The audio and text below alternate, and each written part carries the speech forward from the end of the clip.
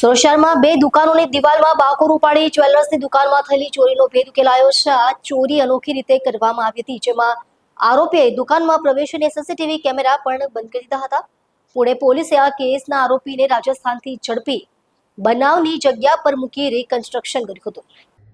આરોપીએ શાની જ્વેલર્સની દુકાનોમાં ચોરી કરી હતી। ચોરી કરવા માટે તેણે એક અનોખી રીત અપનાવી હતી। તેમણે જ્વેલર્સ દુકાનની બાજુમાં આવેલી અન્ય દુકાનોની દિવાલમાં બાકોર ઉપાડીને પ્રવેશ કર્યો હતો। દુકાનના માલિકને જ્યારે ખબર પડી ત્યારે દુકાનમાંથી કિંમતી દાગીના ચોરી થયેલા જોવા મળ્યા હતા।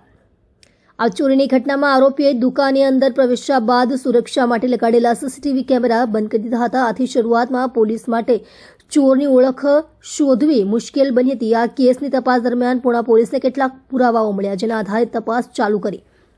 આ તપાસમાં જાણવા મળ્યું કે આરોપી રાજસ્થાન ખાતે હોઈ શકે છે। આ માહિતીના આધારે રાજસ્થાન પોલીસ સાથે સંપર્ક સાધીને પુણા પોલીસ ટીમે કાર્યવાહી કરી અને આરોપી લાખસિંગ રાઠોડની ધરપકડ કરી હતી।